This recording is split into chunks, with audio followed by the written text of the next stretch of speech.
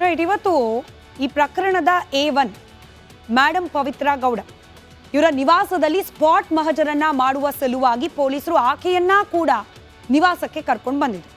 ಸಾಮಾನ್ಯವಾಗಿ ಇಂಥ ಒಂದು ಗಂಭೀರ ಆರೋಪದಲ್ಲಿ ಯಾರೇ ಸಿಕ್ಕಾಕೊಂಡ ಸಂದರ್ಭದಲ್ಲಾದರೂ ಕೂಡ ಇನ್ ಕೇಸ್ ತಪ್ಪು ಮಾಡಿದವರಾದ್ರೆ ಪಶ್ಚಾತ್ತಾಪ, ಪಾಪ ಪ್ರಜ್ಞೆಯ ಒಂದಷ್ಟು ಲವಲೇಶಗಳು ಮುಖದಲ್ಲಿ ಕಾಣುತ್ತೆ.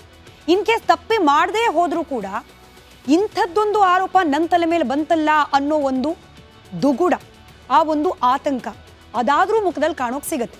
ಆದರೆ ಪವಿತ್ರ ಗೌಡ ಅವರ ಮುಖವನ್ನು ಎಷ್ಟೇ ಝೂಮ್ ಹಾಕಿ ನೋಡಿದ್ರೂ ಕೂಡ ಪಶ್ಚಾತ್ತಾಪ, ಪಾಪ ಪ್ರಜ್ಞೆ, ಭಯ, ಆತಂಕ, ಗೊಂದಲ ಇದು ಯಾವುದೇ ಭಾವನೆಗಳು ಕಾಣ್ತಾ ಇರಲಿಲ್ಲ. ಕಾಣಿಸಿದ್ದು ಮುಗುಳ್ನಗೆ, ಲಿಪ್ಸ್ಟಿಕ್ ಹಚ್ಚಿದ್ದ ಆ ತುಟಿಗಳ ಅಂಚಿನಲ್ಲಿ ಕಿರುನಗೆ. ಇವತ್ತಿನ ಸ್ಪಾಟ್ ಮಹಜರು, ಪವಿತ್ರ ಗೌಡ ಅವರ ಫೇಶಿಯಲ್ ಎಕ್ಸ್ಪ್ರೆಷನ್ಗಳು, ಇದರ ಒಂದು ಡೀಟೇಲ್ ರಿಪೋರ್ಟ್ ನಿಮ್ಮ ಮುಂದೆ. ಮಾಡಿದ್ದು ಮನೆ ಹಾಳು ಕೆಲಸ, ಮುಖದಲ್ಲೇ ಮಂದಹಾಸ. ನಿನ್ನೆ ಕಣ್ಣೀರು, ಇವತ್ತು ಪವಿತ್ರ ಮುಖದಲ್ಲೇ ನಗು. ಲಿಪ್ಸ್ಟಿಕ್ ಹಾಕಿಕೊಂಡು ಕಿಲ್ಲರ್ ಲೇಡಿ ಫೋರ್ಸ್. ಹೇ ಪವಿತ್ರ, ನಿನ್ನ ಮನಸ್ಸು ಅದೆಷ್ಟು ಅಪವಿತ್ರ. ಮರ್ಡರ್ ಮಾಡಿ ಅಂದರಾದ್ರೂ ಹೇ ಕಿಲ್ಲರ್ ಲೇಡಿ ಹೇಗೆ ಮುಗುಳು ನಗ್ತಿದ್ದಾಳೆ ನೋಡಿ. ಚಿತ್ರದುರ್ಗದಲ್ಲಿ ರೇಣುಕಾ ಸ್ವಾಮಿ ಕುಟುಂಬ ಕಣ್ಣೀರನ್ನ ಹಾಕ್ತಾ ಇದ್ರೆ ದಚ್ಚು ಪ್ರೇಯಸಿ ಪವಿತ್ರ ಹೇಗೆ ಸಂತೋಷವಾಗಿದ್ದಾಳೆ ನೋಡಿ. ಈಕೆದ್ದು ಒಂದು ಬದುಕ, ಇವಳದ್ದು ಒಂದು ಜನ್ಮನ. ಅವತ್ತು ಹತ್ಯೆ ನಡೆದ ದಿನ ಪಟ್ಟಣಗೆರೆ ಶೆಡ್ಗೆ ದಚ್ಚು ಪ್ರೇಯಸಿ ಪವಿತ್ರ ಗೌಡ ಎಂಟ್ರಿ ಕೊಟ್ಟಿದ್ದು. ಪವಿತ್ರ ಗೌಡಳನ್ನ ನೋಡಿದ ಕೂಡಲೇ ರೇಣುಕಾ ಸ್ವಾಮಿ ಕಾಲಿಗೆ ಬಿದ್ದು ಕ್ಷಮೆ ಕೇಳಿದ್ನಂತೆ. ಕಾಲಿಗೆ ಬಿದ್ರು. ನಡಿ, ಈಗ ಶುರು ಮಾಡೋಣ. ಕೇಸರಿಯಿಂದ ಮನೋಲ್ಲಾಸ, ಮನಸ್ಸು ಮತ್ತೇರಿ ಕುಣಿದಾಡಿದೆ ನೋಡು, ಮನಸ್ಸು ಮತ್ತೇರಿ ಕುಣಿದಾಡಿದೆ ನೋಡು. ಕ್ಷಣ ಕ್ಷಣವೂ ಆಚರಿಸಿ ಕೇಸರಿ ಹಬ್ಬ. ವಿಮಲ್ ಬಾಯಲ್ಲಿ ಹೇಳಿ ಕೇಸರಿ. ಪವಿತ್ರ ಗೌಡ ರೇಣುಕಾ ಸ್ವಾಮಿಗೆ ಚಪ್ಪಲಿಯಲ್ಲಿ ಹೊಡೆದಿದ್ಲನ್. ಇದೆಲ್ಲ ಪೊಲೀಸ್ ತನಿಖೆಯಲ್ಲಿ ಬಟಾಬಯಲಾಗಿದೆ. ಇದೇ ಕಾರಣಕ್ಕೆ ಇವತ್ತು ಪೊಲೀಸರು ಪವಿತ್ರ ಮನೆಯಲ್ಲಿ ತಲಾಶ್ ಮಾಡಿದ್ರು. ಬೆಂಗಳೂರಿನ RR ನಗರದಲ್ಲಿರೋ ಪವಿತ್ರ ಗೌಡ ಮನೆಯಲ್ಲಿ ಪೊಲೀಸರು ಮಹಜರು ಮಾಡಿದ್ರು. ಪವಿತ್ರ ಜೊತೆ ಆಕೆ ಮನೆಯಲ್ಲೇ ಕಾರನ್ನ ತೊಳಿತಾ ಇದ್ದ A3 ಪವನ್ ಕರೆದೊಯ್ದು ತಲಾಶ್ ಮಾಡಿದ್ರು. ಒಂದಲ್ಲ ಎರಡಲ್ಲ, ಸತತ 3 ಗಂಟೆಗಳ ಕಾಲ ಪವಿತ್ರ ಮನೆಯನ್ನ ಜಾಲಾಡಿದ್ರು. ಪವಿತ್ರ ದುಪ್ಪಟ್ಟ, ಬಟ್ಟೆ, ಚಪ್ಪಲಿಯನ್ನ ಪ್ರಮುಖ ಸಾಕ್ಷ್ಯವಾಗಿ ಸೀಸ್ ಮಾಡಿದ್ರು. ಮಹಜರ್ ಬಳಿಕ ಮನೆಯಿಂದ ಹೊರಬಂದ ಕೊಲೆ ಆರೋಪಿ ಪವಿತ್ರ ತಾನೇನೋ ದೊಡ್ಡ ಸಾಧನೆ ಮಾಡಿದವಳಂತೆ ಮುಗುಳ್ನಗೆಯನ್ನ ಬೀರಿದ್ಲು. ಮನೆ ಹಾಳು ಕೆಲಸ ಮಾಡಿದ್ರು ನಾಚಿಕೆ ಇಲ್ಲದೆ ನಗು ನಗುತ್ತಾ ಹೊರಬಂದು. ದರ್ಶನ್, ಪಟಾಲಂ, ಪವನ್ ಕೂಡ ಯಾವುದೇ ಪಶ್ಚಾತ್ತಾಪ ಇಲ್ಲದೆ ಮನೆಯಿಂದ ಹೊರಬಂದ. ಮಾಡಿದ್ದು ಮರ್ಡರ್, ಕೊಟ್ಟದ್ದು ಚಿತ್ರ ಹಿಂಸೆ, ಹರಿದಿದ್ದು ರೇಣುಕಾ ಸ್ವಾಮಿಯ ನೆತ್ತರು. ಆದ್ರೆ ಪವಿತ್ರ ಗೌಡ ಮುಖದಲ್ಲಿ ಹರಿತಾ ಇರೋದು ಮಾತ್ರ ಅಪವಿತ್ರ ನಗು.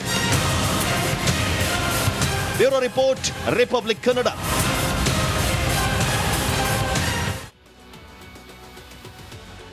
ಈ ಡೀಟೇಲ್ ರಿಪೋರ್ಟ್ನ ಗಮನಿಸಿದವ್ರಿಗೆ ಸ್ವಲ್ಪ ಹೆಚ್ಚಿಗೆ ಆಯ್ತಾ ಅಂತ ಅನ್ನಿಸ್ಬೋದು. ಅಂದರೆ ಇನ್ನೂ ಆರೋಪ ಇದೆ, ಅಪರಾಧಿ ಅಂತ ಹೇಳಿ ಸಾಬೀತಾಗಿಲ್ಲ, ಆಗಲೇ ಪವಿತ್ರ ಅಪವಿತ್ರ ಅಂತೆಲ್ಲ ಹೇಳ್ತಿದ್ದೀವಿ ಅಂತ ಹೇಳಿ. ಆದರೆ ಹೀಗೇನಾದರೂ ನಿಮ್ಮ ಮನಸ್ಸಲ್ಲಿ ಅನಿಸಿದ್ರೆ ಒಮ್ಮೆ ಆ ರೇಣುಕಾ ಸ್ವಾಮಿಯ ಕುಟುಂಬ, ಅಲ್ಲಿರುವ ಒಬ್ಬ ಹೆಣ್ಣು ಮಗಳು, ರೇಣುಕಾ ಸ್ವಾಮಿಯ ಪತ್ನಿ, 5 ತಿಂಗಳ ಗರ್ಭಿಣಿ, ನಿರಂತರವಾಗಿ ಆಕೆ ಹರಿಸ್ತಿರುವ ಕಣ್ಣೀರು, ಆಕೆಯ ಮನಸ್ಸಿಗಾಗಿರುವ ಘಾಸಿ, ಇದೆಲ್ಲವನ್ನ ನೆನಪು ಮಾಡ್ಕೊಳ್ಳಿ. ಆಗ ಬಹುಶಃ ಪವಿತ್ರ ಗೌಡ ಬಗ್ಗೆ ನಾವು ಬರೆದಿರುವ ಈ ವರದಿ ಹೆಚ್ಚಿಗೆ ಅನ್ಸೋದಿಲ್ವೇನೋ ನಿಮಗೆ ಅಂತ ಹೇಳಿ.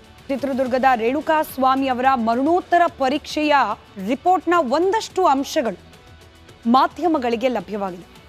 ಅದರಲ್ಲೂ ಆತನ ಮೈಮೇಲಿದ್ದ ಗಾಯದ ಗುರುತುಗಳು, ಆ ಪಟ್ಟಣಗೆರೆಯ ಶೆಡ್ನಲ್ಲಿ ನಡೆದಿರಬಹುದಾದ ಕ್ರೌರ್ಯದ ಗುರುತುಗಳಾಗಿ ಲಭ್ಯವಾಗ್ತಾ ಇದೆ.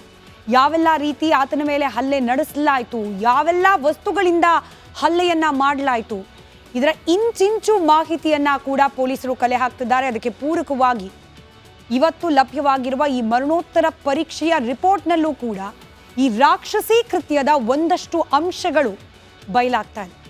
ಚಿತ್ರಹಿಂಸೆ ನೀಡಿ ಆತನನ್ನ ಕೊಲೆ ಮಾಡಲಾಗಿದೆ ಅನ್ನೋದು ಬಹಳ ಸ್ಪಷ್ಟವಾಗ್ತಾ ಇದೆ.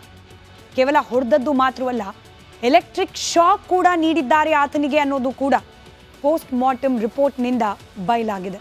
ಹಾಗಾದರೆ ಯಾವ ರೀತಿ ಇತ್ತು ಈ ಟಾರ್ಚರ್? ಅದರ ಒಂದಷ್ಟು ಅಂಶಗಳು ಪೋಸ್ಟ್ ಮಾರ್ಟಮ್ ರಿಪೋರ್ಟ್ನಲ್ಲಿ ಲಭ್ಯವಾಗಿದೆ, ಗಮನಿಸ್ತಾ ಹೋಗೋಣ. ಆತನ ದೇಹದ ಮೇಲೆ ಕಾಣೋಕೆ ಸಿಕ್ಕ ಗುರುತುಗಳು ಯಾವ ರೀತಿ ಇತ್ತು ಅಂತ ಹೇಳಿ. ರೇಣುಕಾಸ್ವಾಮಿ ಮೃತದೇಹದ ಮೇಲೆ 34 ಕಡೆ ಗಾಯಗಳಾಗಿರುವ ಗುರುತಿದೆ. ಸಿಕ್ಕ ವಸ್ತುಗಳಿಂದ ಹೊಡೆದಿದ್ದಾರೆ ಅನ್ನೋದಕ್ಕೆ ಪೂರಕವಾದ ಸಾಕ್ಷಿಗಳು. ಎದೆ ಮೇಲೆ ಕಾಲಿಟ್ಟು ಹಲ್ಲೆ ನಡೆಸಿರೋದು ಬಹಳಷ್ಟು ಸ್ಪಷ್ಟವಾಗ್ತಾ ಇದೆ. ಹೆಚ್ಚೆಚ್ಚು ಅಂದರೆ 55ರಿಂದ 60 kg ಇದ್ರೆ ಜಿಮ್ ಬಾಡಿ ಅಲ್ಲ. ಆ ವ್ಯಕ್ತಿ ಮೇಲೆ ನಡೆಸಿರುವ ಕ್ರೌರ್ಯ ಕೃತ್ಯ ಎಷ್ಟು ಹೀನಾಯವಾಗಿತ್ತು ಅನ್ನೋದಕ್ಕೆ ಎಲ್ಲ ರಿಪೋರ್ಟು ಸಾಕ್ಷಿಯಾಗ್ತಾ ಇದೆ. ಪಕ್ಕೆಲುಬು ಅದ್ರ ಒಂದು ಮೂಳೆ ಕಟ್ಟಾಗಿ ಶ್ವಾಸಕೋಶಕ್ಕೆ ಹೋಗಿ ಸಿಗಾಕೊಂಡಿದೆಯಂತೆ.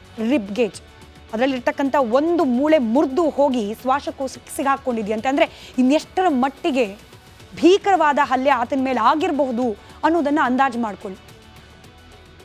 ಇದಾದ ನಂತರದಲ್ಲಿ ಮರ್ಮಾಂಗಕ್ಕೂ ಕೂಡ ಬಲವಾದ ಏಟು ಬಿದ್ದಿರೋದು ಈ ರಿಪೋರ್ಟ್ನಲ್ಲಿ ಬಯಲಾಗ್ತಾ ಇದೆ.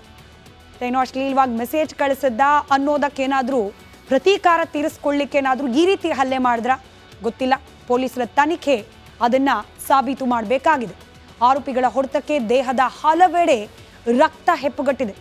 ಈತನ ಮೆದುಳಿನ ಭಾಗದಲ್ಲಿ, ಹೊಟ್ಟೆ ಭಾಗದಲ್ಲಿ, ಮರ್ಮಾಂಗದ ಭಾಗದಲ್ಲೂ ಕೂಡ ರಕ್ತ ಹೆಪ್ಪುಗಟ್ಟಿದೆ ಅನ್ನೋ ಮಾಹಿತಿ ಲಭ್ಯವಾಗ್ತಾ ಇದೆ. ಕೇವಲ ಇಷ್ಟು ಮಾತ್ರವಲ್ಲ, ಮೆಗ್ಗರ್ ಮಷೀನ್ ಅನ್ನೋ ಒಂದು ಮಷೀನನ್ನು ಬಳಸಿಕೊಂಡು ಈತನಿಗೆ ಎಲೆಕ್ಟ್ರಿಕ್ ಶಾಕ್ ಕೂಡ ಕೊಡಲಾಗಿದೆ ಅನ್ನೋದು. ಆತನ ಕಾಲಿನ ಭಾಗದಲ್ಲಿ ಸುಟ್ಟ ಗುರುತಿತ್ತು. ಮೊದಲದಾಗಿ ಕೇವಲ ಸಿಗರೇಟ್ನಿಂದ ಸುಟ್ಟಿರಬಹುದು ಅನ್ನೋ ಅಂದಾಜನ್ನು ಮಾಡಲಾಗಿತ್ತು. ಆದರೆ ಇವತ್ತು ಮರಣೋತ್ತರ ಪರೀಕ್ಷೆಯಲ್ಲಿ ಅದು ಸಿಗರೇಟ್ನಿಂದ ಸುಟ್ಟಂತಹ ಗುರುತಲ್ಲ, ಬದಲಾಗಿ ಆತನಿಗೆ ಎಲೆಕ್ಟ್ರಿಕ್ ಶಾಕನ್ನು ಕೊಡಲಾಗಿದೆ ಅನ್ನೋ ಮಾಹಿತಿ ಕೂಡ ಲಭ್ಯವಾಗ್ತಾ ಇದೆ. ಇದು ಈ ಕೃತ್ಯ ಎಷ್ಟು ಭೀಕರವಾಗಿ ನಡೆದಿದೆ ಅನ್ನೋದಕ್ಕೆ ಸಾಕ್ಷ್ಯ.